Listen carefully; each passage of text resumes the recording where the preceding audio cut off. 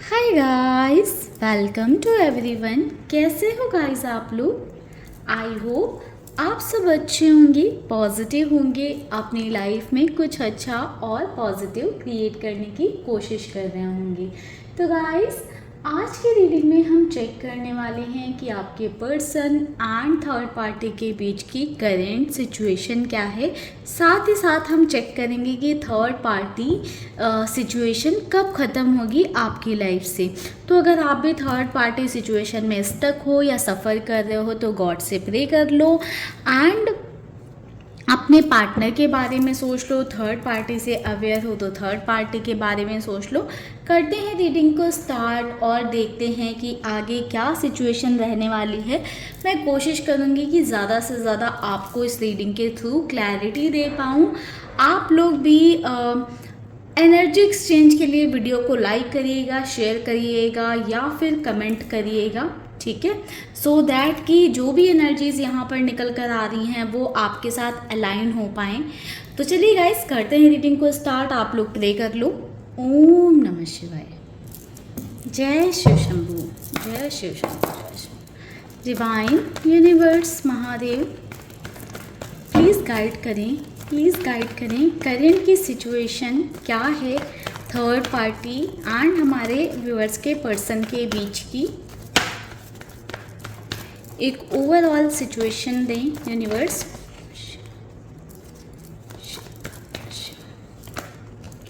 To of cups, the lovers, seven of cups, four of pentacles,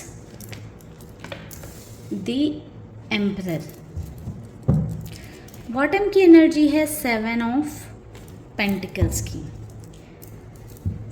तो guys, number 7, number 2, number 6, number 7, number 4 and number 4 ये important energies हो सकती हैं। यहाँ पर नंबर 4 की एनर्जी ज़्यादा है। दैट मीन्स दोनों के रिश्ते में कहीं ना कहीं डोमिनेशन, अथॉरिटेटिवनेस वाली थोड़ी सी चीज़ें चल रही हैं।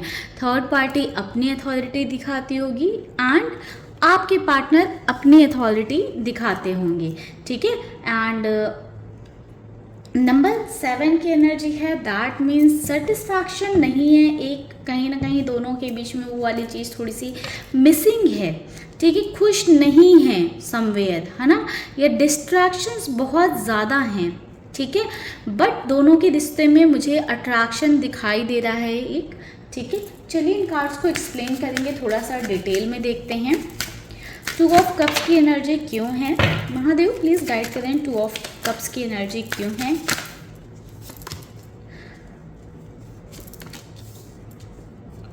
Three of swords, king of pentacles. तो गाइज, मुझे यहाँ पर ऐसा नजर आ रहा है कि आपके पर्सन एंड थर्ड पार्टी ने कहीं ना कहीं एक दूसरे का हाथ थामा है या एक दूसरे को के साथ में है कहीं ना कहीं। या तो थर्ड पार्टी अपनी लाइफ में इमोशनली सफ़र कर रही थी, स्ट्रगल कर रही थी, या आपके पर्सन हो सकता है कि इमोशनल लेवल पर खुश नहीं थे या स्ट्रगल कर रहे थे, ठीक है। तो यहाँ पर मुझे दोनों के साथ आने के दो रीज़न दिखाई दे रहे हैं। एक इंसान को वो फाइनेंशियल नीड एक इंसान की फुलफ़िल हो रही हैं, वहीं पर दूसरे पर्सन की इमोशनल नीड्स फुलफ़िल हो रही हैं। तो आपके person and third party somewhere साथ में हैं एंड दोनों खुश नज़र आ रहे हैं। करेंटली मुझे ऐसा नज़र आ रहा है कि दोनों इस रिश्ते में खुश हैं, अपना एक equal give and take balance कर रहे हैं, मेंटेन कर रहे हैं, एक दूसरे के साथ एक दूसरे को सपोर्ट कर रहे हैं, एक दूसरे का साथ दे रहे हैं। बट ये रिश्ता अगर बात करें हम कि क्या प्योरिटी पर बना है, तो प्योरिटी नहीं है इस रिश्ते में। ऑल्दो एक अट्रैक्शन है दोनों के बीच में, एक फिजिकल लेवल पर एक दूसरे को पसंद करते हैं, बट समवेयर मुझे ऐसा दिखाई दे रहा है कि दोनों एक नीड्स की वजह से, अपनी ज़रूरतों की वजह से जुड़े हुए हैं। कहीं ना कहीं थर्ड पार्टी कि हो सकता है कि इमोशनल नीड्स फुलफ़िल नहीं हो रही थी, इस वजह से वो आपके पार्टनर के साथ हैं, या ऐसा हो सकता है कि आपके पार्टनर की इमोशनल नीड्स फुलफ़िल नहीं हो रही थी जिस वजह से वो थर्ड पार्टी के साथ हैं।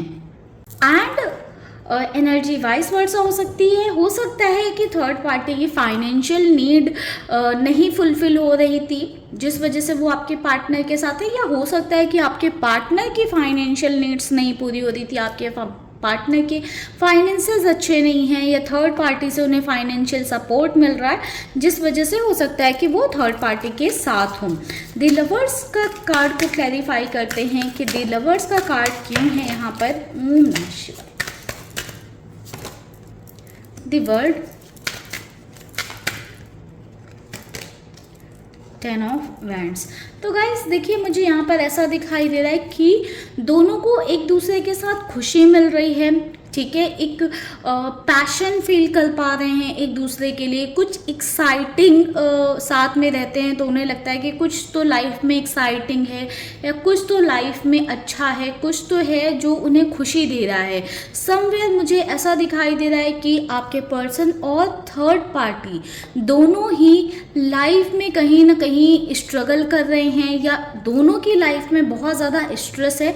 अपनी पर्सनल लाइफ में हो सकता है, करियर में हो सकता है, रिस्पॉन्सिबिलिटीज़ को लेकर हो सकता है, एंड लाइफ ऐसी है कि कहीं ना कहीं उस स्ट्रेस अप डाउन्स के बीच घूमती रह रही है, ठीक है। बट दोनों को साथ में जब होते हैं तो एक इन्जॉयमेंट वाली एनर्जी होती है, एक पॉजिटिव एनर्जी होती है, एंड कहीं ना कहीं इंटीमेसी भी मुझे दोनों के बीच में दिखाई दे रही है। सभी के लिए ये बात नहीं हो सकती है, but most of the cases में मुझे ऐसा नज़र आ रहा है क्योंकि अट्रैक्शन बहुत ज़्यादा है। लाइक कुछ ऐसा है जो खुश कर रहा है दोनों को साथ में, ठीक है।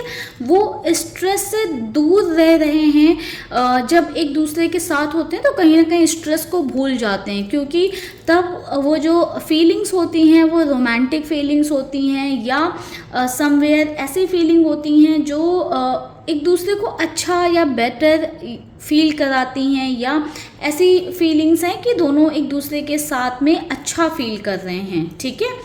हो सकता है कि थर्ड पार्टी एंड आपके पार्टनर का जो बॉन्ड है, कनेक्शन है, वो कैजुअल हो, ठीक है, या हो सकता है कि बहुत जल्दी बना हो, क्योंकि जो यहाँ पर एक अट्रैक्शन, एक लव और पैशन वाली एनर्जी मुझे दिखाई दे रही है वो मेनली ऐसे रिश्तों में होती है जो नए नए होते हैं, या फिर जहाँ पर कोई फ्यूचर कमिटमेंट नहीं होता है, या जहाँ पर एक फ्रीडम होती है कि जब तक साथ में हैं, खुश हैं, तब तक रहते हैं, जहाँ पर फ्यूचरिस्टिक बातें नहीं होती हैं, वहाँ पर ऐसी एनर्जी ज़्यादा रहती है, ठीक है, क्योंकि वहाँ पर कोई मेंटल स्ट्रेस या बर्डन नहीं रहता है। तो ऐसा सिचुएशन हो सकता है, ठीक है।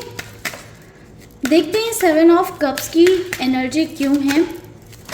महादेव गाइड करिएगा। सी, डिस्ट्रैक्शन बहुत ज़्यादा है, कार्ड्स में भी हमें दिख रहा है, एंड 7 ऑफ कप्स की भी एनर्जी यही गाइड कर रही है। Okay, 9 of pentacles and 7 of wands. तो गाइस मुझे यहाँ पर ऐसा नज़र आ रहा है कि जैसे मैंने बताया, कोई यहाँ पर कंडीशन नहीं है दोनों के बीच में, ठीक है, एकदम फ्रीडम है, अपनी मनमर्जी से थर्ड पार्टी अपनी लाइफ जी रही हैं, आपके पर्सन अपनी मनमर्जी से अपनी लाइफ जी रहे हैं। हो सकता है कि ये रीडिंग सभी के लिए नहीं हो, बट जिनके लिए है वो कमेंट सेक्शन में ज़रूर बताइएगा। मुझे यहाँ पर ऐसा दिखाई दे रहा है कि वो बाउंड्रीज में बंधे नहीं हैं आपके पर्सन थर्ड पार्टी के साथ। लाइक थर्ड पार्टी ने किसी तरह की बाउंड्रीज में नहीं बांधा है, फिलहाल के लिए नहीं बांधा है कि मुझे कोई फ्यूचर कमिटमेंट चाहिए, या हम शादी कर लेते हैं, मैरिज कर लेते हैं, या साथ में रहते हैं, है ना। तो ऐसे किसी बाउंड्रीज में नहीं बांधा है, ठीक है। तो थर्ड पार्टी को भी आपके पर्सन एक ऑप्शन के जैसे लेकर चल रहे हैं। हो सकता है कि थर्ड पार्टी भी आपके पार्टनर को एक ऑप्शंस के जैसे लेकर चल रहे हो, क्योंकि ये रिश्ता कहीं ना कहीं नीड्स पे बना है, ज़रूरतों के बेसिस पर बना है।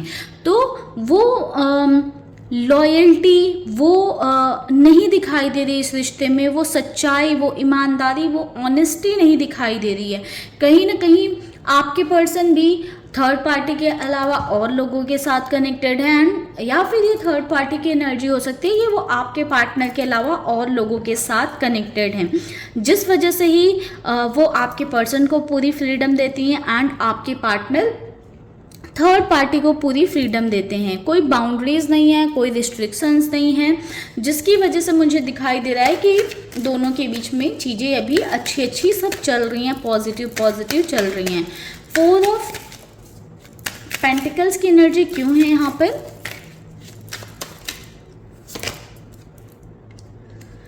Page of friends, S of pentacles. See guys, देखिए मुझे यहाँ पर ऐसा दिखाई दे रहा है कि आपके पार्टनर एंड थर्ड पार्टी के बीच में एक ओपन कम्युनिकेशन है। दोनों कहीं ना कहीं अपने मन में जो बात होती है, दिल में जो बात होती है, वो एक दूसरे के सामने एक्सप्रेस करते हैं, ठीक है। एंड जो भी सिचुएशन होती है, कहीं ना कहीं एक दूसरे के साथ एक दोस्ती वाला रिश्ता भी मुझे दोनों के बीच में दिखाई दे रहा है कि एक फ्रेंडशिप वाला बॉन्ड है, कि कंफर्टेबल है एक दूसरे से अपनी सिचुएशन, अपनी बातें कहने के लिए, ठीक है। बट कहीं ना कहीं ये जो बॉन्ड है, ये एक ओपन रिलेशनशिप, जैसे मैंने आपको पहले ही बताया कि एक कैजुअल रिलेशनशिप या कैजुअल बॉन्ड हो सकता है। पेज ऑफ वैंड्स की एनर्जी कहीं ना कहीं गाइड करे कि ये कैजुअल रिलेशनशिप या ओपन रिलेशनशिप हो सकता है। बट कहीं ना कहीं टाइम के साथ साथ, जैसे जैसे वक्त जा रहा है या बढ़ रहा है, ये रिश्ता एक सीरियस कनेक्शन में डेवलप हो रहा है या बदल रहा है। हो सकता है कि ये सीरियसनेस आपके पार्टनर की साइड से आ रही हो, या हो सकता है कि थर्ड पार्टी की साइड से आ रही हो, बट किसी एक इंसान के मन में वो कमिटमेंट वाला भाव आने लग गया है, वो कमिटमेंट वाली फीलिंग आने लग गई कि मुझे इस रिश्ते में कमिटमेंट मिल जाए, या कहीं ना कहीं इनसिक्योरिटी पैदा होने लग गई। अगर कमिटमेंट नहीं भी चाहते हैं देन तो वो इनसिक्योरिटी अंदर से आने लग गई है कि कहीं मैं इस पर्सन को या इस इंसान को खो ना दूं, जिस वजह से हो सकता है कि दोनों के बीच में थोड़े बहुत इश्यूज भी क्रिएट होने स्टार्ट हो गए हों, ठीक है। क्योंकि लास्ट में एम्परर की एनर्जी, दैट मीन्स मुझे ऐसा दिखाई दे रहा है कि वो जिस रिश्ते में लाइक अभी तक तो फ्रीडम थी, वो फ्रीडम अभी भी है, ऐसा नहीं कि वो फ्रीडम ख़त्म हो गई है, बट कहीं ना कहीं उस इनसिक्योरिटी की वजह से थोड़ी रोक टोक या थोड़े क्वेश्चंस आने स्टार्ट हो गए हैं, जिस वजह से मुझे देखो अगेन इनसिक्योरिटी का कार्ड आया कि इनसिक्योरिटी है, एंड कहीं ना कहीं उस इनसिक्योरिटी को आगे बढ़ने से रोकने की कोशिश की जा रही है। अगर आपके पार्टनर के अंदर वो इनसिक्योरिटीज़ आ रही हैं तो थर्ड पार्टी आपके पर्सन से ना बात कर या उनको थोड़ा सा इग्नोर करके वो उनकी इनसिक्योरिटीज़ वहीं पर ख़त्म कर रही हैं। अगर आपके पार्टनर के अंदर वो इनसिक्योरिटीज़ आ रही हैं तो थर्ड पार्टी कहीं ना कहीं उनसे ना बात करके या उन्हें इग्नोर करके वो इनसिक्योरिटीज़ ख़त्म करने की कोशिश कर रही हैं, बिकॉज दे बोथ नो कि ये रिश्ता कोई लॉन्ग टर्म में कन्वर्ट नहीं हो सकता है, या चाहते नहीं हैं, या पहले से इनिशियली ये क्लैरिटी थी। एंड इसका रीज़न ये भी हो सकता है क्योंकि एम्परर की एनर्जी है, आपके पार्टनर मैरिड हो सकते हैं, या हो सकता है कि थर्ड पार्टी मैरिड हो, जिसकी वजह से ये सिचुएशन यहाँ पर बन रही है कि किसी कमिटेड रिलेशनशिप में नहीं है, बट वो इनसिक्योरिटी आने लगी है जिसको ख़त्म किया जा रहा है थोड़ी सी डिस्टेंस क्रिएट करके। चीज़ें थोड़ी थोड़ी डिफ़िकल्ट नज़र आ रही हैं, फ्यूचर ओरिएंटेड इसीलिए नहीं सोच रहे हैं क्योंकि लॉन्ग रन में ये रिश्ता काम नहीं करेगा, तो इसीलिए जो है कहीं ना कहीं कोई एक पर्सन चीज़ों को बहुत ज़्यादा लाइट रख रहा है, सो दैट दोनों के लिए आगे चीज़ें डिफ़िकल्ट ना हों, क्योंकि वो जो अननेसेसरी के कन्फ्यूज़न और तू में हैं या कॉन्फ्लिक्ट्स हैं वो नहीं चाहिए, ठीक है। जिस वजह से मुझे ऐसा दिखाई दे रहा है कि जहाँ थोड़ी सी इनसिक्योरिटीज़ आने स्टार्ट हुई, थोड़ी सी डिफरेंसेस या दूरी बनाना स्टार्ट कर दिया है आपके पर्सन ने थर्ड पार्टी से, सो दैट थर्ड पार्टी इस रिश्ते को लेकर बहुत ज़्यादा सीरियस ना हो। अगर ये सीरियसनेस या इनसिक्योरिटी आपके पार्टनर की साइड से आ रही थी तो कहीं ना कहीं थर्ड पार्टी ने डिस्टेंस बनाने स्टार्ट की है, सो दैट आपके पार्टनर के अंदर वो इनसिक्योरिटी ना आए, ठीक है, या आपके पार्टनर के अंदर वो सीरियसनेस ना बढ़े, ठीक है। तो चलिए गाइस अब टाइमलाइन देख लेते हैं, पहले चेक करते हैं क्या ये रिश्ता आगे जाकर ख़त्म होगा। वैसे तो एक कैजुअल बॉन्ड दिखाई दे रहा है तो आगे जाकर ख़त्म ही होना है, बट फिर भी चेक कर लेते हैं हम कि आगे जाकर क्या ये बॉन्ड, ये कनेक्शन जो है वो ख़त्म होगा।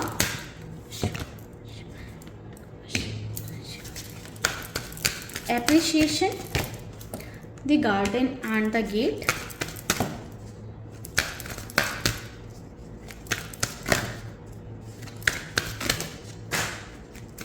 एक सेकेंड गाइस, कुछ कार्ड्स नीचे चले गए हैं।